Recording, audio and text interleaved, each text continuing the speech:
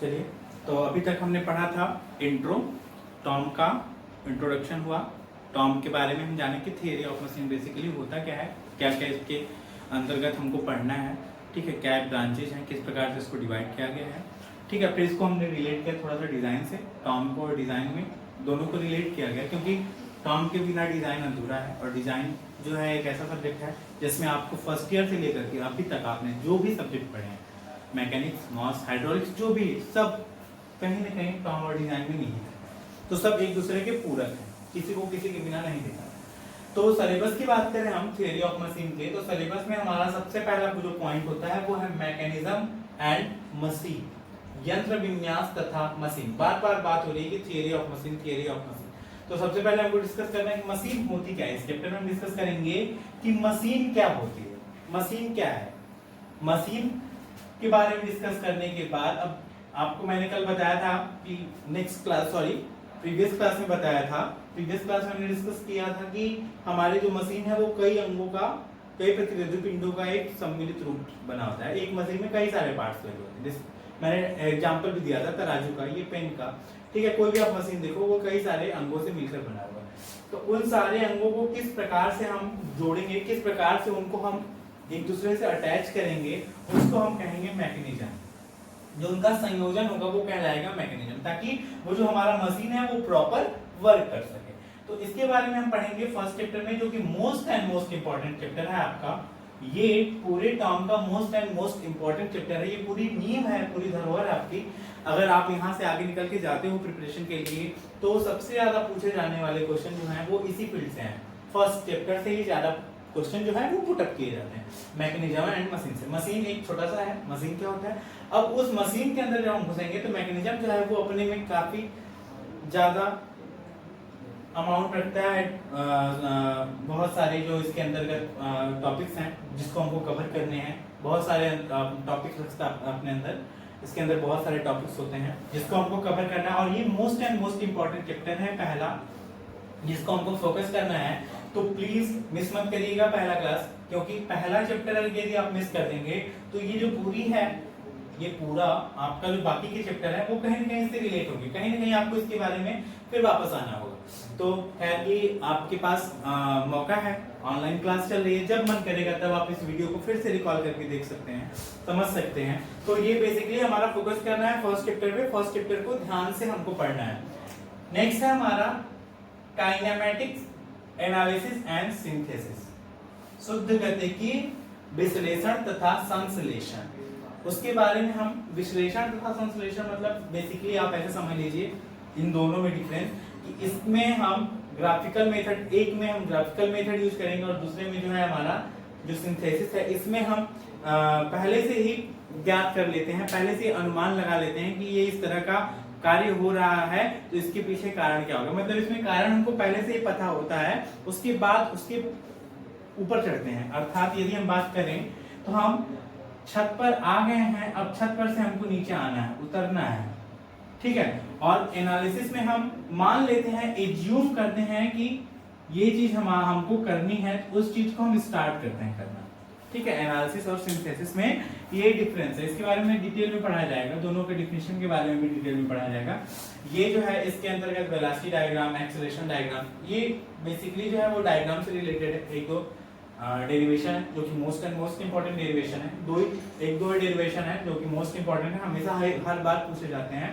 और दूसरा हमारा है डायग्राम, वेलोसिटी डायग्राम या एक्सेलरेशन डायग्राम, ठीक है। किसी भी मशीन बॉडी में यदि बॉडी हमारी मूव कर रही है तो वो उसका जो वेलोसिटी डायग्राम होगा, मतलब उसकी गति को हम एक आरेख द्वारा निरूपित करेंगे। उसकी जो गति हो रही है उसकी गति को हम एक डायग्राम द्वारा शो करेंगे, और वही डायग्राम हमारा वेलोसिटी डायग्राम कहलाएगा। और यदि उसके एक्सेलरेशन के डायग्राम को हम बना रहे हैं, एक्सेलरेशन का डायग्राम प्लॉट कर रहे हैं, तो वो हमारा एक्सेलरेशन डायग्राम कहलाएगा। तो इसके बारे में इस चैप्टर में हम पढ़ेंगे काइनेमेटिक एनालिसिस एंड सिंथेसिस में जो मशीन अंग हैं उनमें होने वाली गति तथा त्वरण के बारे में अध्ययन किया जाएगा। तीसरा है हमारा dynamics of machine. Dynamics of machine अर्थात डायनामिक्स, अर्थात यहाँ पे नाम से स्पष्ट है कि अब हमको बल के बारे में बात करना है।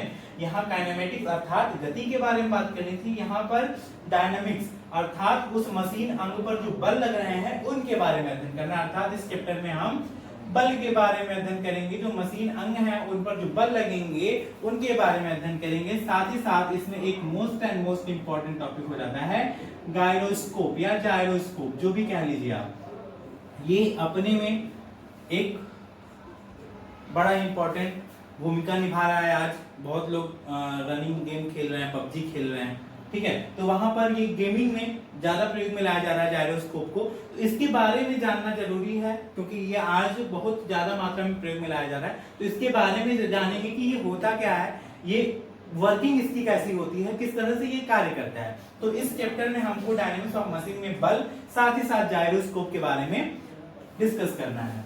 नेक्स्ट है हमारा मोस्ट इंपॉर्टेंट आपका, ये भी पहले चैप्टर की तरह चौथा चैप्टर में मोस्ट इंपॉर्टेंट है गवर्नर। गवर्नर के बारे में आप जानते हैं, जिसको हिंदी में कहते हैं गति अधिनियंत्रक। नहीं जानते हैं तो जान जाएंगे, यहाँ पर डिटेल में पढ़ना होगा। गवर्नर और फ्लाईव्हील के बारे में थोड़ा बहुत आपको आईसी इंजन में बताया गया होगा, गवर्नर होता क्या है। नहीं बताया गया तो कोई बात नहीं, यहाँ पर हम पढ़ेंगे ही गवर्नर। एक अच्छा खासा टॉपिक है ये, अच्छा खासा अपने अंदर टॉपिक्स रखता है, इसको कवर करना है। लास्ट टॉपिक है ये, पहला चैप्टर और फोर्थ चैप्टर जो है वो मोस्ट इंपॉर्टेंट है, इसको हमको ध्यान से कवर करना है। तो गवर्नर जो होता है वो बेसिकली क्या होता है, किसी भी इंजन में जो फ्यूल की मात्रा जा रही है, लोड बढ़ने के साथ साथ उसकी स्पीड क्या होती है, घटती बढ़ती है। इंजन की लोड बढ़ता घटता है तो स्पीड में भी परिवर्तन होता है, स्पीड में वेरिएशन होता है। उसी स्पीड में वेरिएशन को कंट्रोल करने के लिए हम गवर्नर का प्रयोग करते हैं। जो गवर्नर होता है वो फ्यूल की जो क्वांटिटी होता है उसकी मात्रा को कंट्रोल करके, उसकी मात्रा को वेरिएशन करके, उसकी मात्रा को बढ़ा करके, कभी कभी घटा करके, उसके स्पीड में वेरिएशन जो हो रहा है, जो चेंजेस हो रहे हैं, उनको वो कम करने का प्रयास करता है और एक स्टेबल मोशन बनाए रखने का प्रयास करता है। तो उसके बारे में हम डिटेल में पढ़ेंगे, अभी ब्रीफ में मैं डिस्कस कर रहा हूँ सारे चैप्टर के बारे में।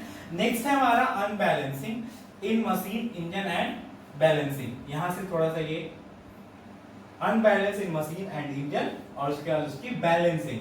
मशीन और इंजन में जो अनबैलेंस होगा, जो बल हमने पढ़े अभी तक यहाँ पर, उस बल के कारण जो भी असंतुलन होगा उसके संतुलन के बारे में यहाँ पर हम पढ़ेंगे। अभी तक आपने जो बैलेंसिंग में, अभी प्रीवियस क्लास में मैंने डिस्कस किया था कि रेस्ट कंडीशन में जो बैलेंसिंग होती है उसको फ्री बॉडी डायग्राम ड्रॉ कर करके आपने मैकेनिक्स में किया होगा उसके बैलेंस के लिए। अब यहाँ पर जब हमारा जैसे कोई सॉफ्ट है रोटेट कर रहा है और उस सॉफ्ट के ऊपर, ये हमारा कोई सॉफ्ट है और ये रोटेट कर रहा है अपनी एक्सिस के अबाउट, रोटेट कर रहा है और इस पर हमने एक फ्लाईव्हील लगा दिया, एक फ्लाईव्हील लगा दिया। अब ये फ्लाईव्हील भी रोटेट कर रहा है, तो फ्लाईव्हील का हो सकता है कि कहीं ना कहीं इसकी जो हमने बॉडी बनाई है वो कहीं ना कहीं क्या हो कि असंतुलित रह गई हो। कई सारे मतलब इसको हम ढाल कर ये बनाते हैं, तो मान लेते हैं कि एक छोटा सा स्मॉल द्रव्यमान m है, वो अनस्टेबल रह गया, मतलब उसको हमने संतुलन नहीं कर, उसका हम संतुलित नहीं कर पाए, वो संतुलित हमारा नहीं हो पाया। अब यदि ये ओमेगा स्पीड से घूम रहा है और यहाँ से इसका जो एक्सिस से इसकी जो दूरी है वो r है, तो इस पर एक बाहर की तरफ बल कार्य करेगा mr ओमेगा स्क्वायर, जिसको आप केंद्रीय बल कहते हैं, ये कार्य करेगा और इसको बाहर की तरफ, इसकी जो डायरेक्शन होगी वो बाहर की तरफ होगी और गति के कारण इसकी जो दिशा होगी वो प्रतिक्षण बदलती रहेगी।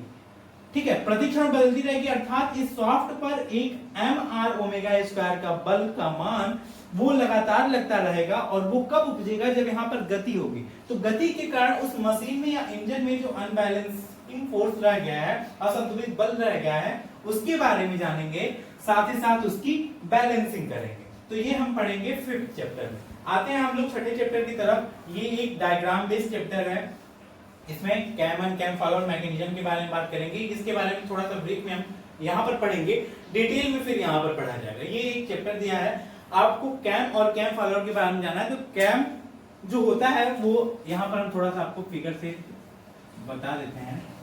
ये हमारा कैम है और कैम के सतह से संपर्क करते हुए हमारा एक फॉलोअर होता है जो इसको फॉलो करता है और ये स्प्रिंग के माध्यम से जुड़ा होता है। इसके साथ इसका स्प्रिंग के साथ कांटेक्ट बना होता है ताकि ये कांटेक्ट खत्म ना हो। तो जो कैम की गति होगी उसी के आधार पर हमारा फॉलोअर गति करेगा। तो इसी को हम कहते हैं, इसीलिए इसको कहते हैं फॉलोअर, क्योंकि ये कैम को क्या कर रहा है, फॉलो कर रहा है, तो ये फॉलोअर है। इसी मैकेनिज्म को हम यहाँ पर पढ़ेंगे और कैम की भिन्न भिन्न गतियों के लिए फॉलोअर की भिन्न भिन्न गतियों के बारे में पढ़ेंगे। मतलब कैम, अगर कैम में कभी दोलनी गति हो रही है, कभी एसएचएम हो रहा है, सिंपल हार्मोनिक मोशन हो रहा है, कभी दोलनी गति हो रही है, तो उस समय हमारा फॉलोअर की गति क्या होगी, वो फॉलोअर उस टाइम हमारा कैसे गति करेगा। उसके बाद types of cam, types of follower ये पढ़ेंगे। उसके बाद फिर इनका डायग्राम ड्रॉ करेंगे कि आपको एक कैम दे दिया स्पेसिफिक साइज का, उसका मोशन दे दिया, तो कैम फॉलोअर डायग्राम कैसा बनेगा उसका, इसके बारे में इस चैप्टर में डिस्कस किया जाएगा। उसके बाद 7वां जो चैप्टर है, ये इसको मैंने बॉक्स में बंद किया क्योंकि ये जो है ये चैप्टर आपका टॉम और डिजाइन दोनों में पढ़ना है। ये कॉमन चैप्टर है, डिजाइन में भी है और यहाँ पर भी है। बस अंतर क्या है टॉम के सिलेबस में कि यहाँ पर गियर के बारे में पढ़ने के बाद, अर्थात गियर के बारे में जो कुछ भी है उसके जो सारे पैरामीटर्स हैं, पैरामीटर्स को पढ़ने के बाद, उसके टिथ के बारे में, दांतों के बारे में पढ़ने के बाद हम आ जाएंगे सीधे गियर ट्रेन पर, गियर मालाओं पर, जो कि आपको फर्स्ट ईयर सेकेंड सेमेस्टर में मिला होगा, हो सकता है। अगर नहीं मिला होगा गियर ट्रेन के बारे में तो सेकेंड ईयर में कहीं कहीं मिला होगा, नहीं मिलेगा तो फिर यहाँ पर डिस्कस करना ही है हमको। तो गियर और गियर ट्रेन के बारे में डिस्कस करेंगे यहाँ पर। और डिजाइन में जो गियर ट्रेन है ये नहीं रहेगा, इसकी जगह हम गियर की डिजाइन करेंगे। अर्थात गियर जो है वो टॉम में भी पढ़ना है और डिजाइन में भी पढ़ना है, लेकिन टॉम में हमको गियर ट्रेन कवर करना है और डिजाइन में हमको यहाँ पर गियर डिजाइन कवर करनी है। क्लियर?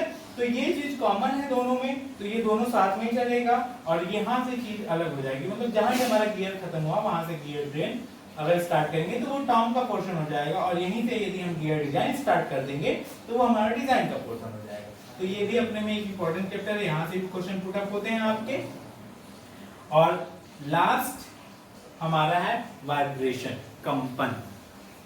ये हमारा लास्ट चैप्टर रहेगा कंपन में, अर्थात वो अभी मैंने बात किया यहाँ पर अनबैलेंस जो फोर्स रह जाते हैं, जो मशीन अंगों में असंतुलित बन रह जाते हैं, तो वो क्या होता है वहां पर बैलेंसिंग उसकी करने में कोई त्रुटि रह जाती है किसी कारणवश। यदि त्रुटि रह गई, क्योंकि ये ह्यूमन एरर है, हर चीज परफेक्ट नहीं है, परफेक्ट 100% इफिशिएंट तो कोई कार्य नहीं करेगा, तो उस वजह से अगर कुछ रह जाता है तो कंपन होता है। उस कंपन के कारण मशीन अंगों पर क्या प्रभाव पड़ता है और वो कंपन कितने प्रकार के होते हैं, इन सब के बारे में डिटेल में हम जानेंगे वाइब्रेशन में। तो ये हमारे बेसिकली 8 चैप्टर हैं जो टॉम के सिलेबस में कवर करने हैं। पहला हमारा मैकेनिज्म एंड मशीन, दूसरा काइनेमेटिक एनालिसिस एंड सिंथेसिस, तीसरा डायनामिक्स ऑफ मशीन, चौथा गवर्नर, पांचवा unbalancing and balancing of unbalance force, cam and cam follower, gear and gear train, and last but not least vibration. Clear? तो ये हमारे हैं, मैंने English में लिखा है, इंग्लिश टर्म में जब बात करेंगे हम एक एक चैप्टर की, तो वहां पर हिंदी इंग्लिश दोनों प्रयोग किया जाएगा, तो ऐसा घबराने की जरूरत नहीं है आपको। ठीक है, थोड़ा सा आगे डालिए ताकि आगे के लिए सही रहे। Thank you.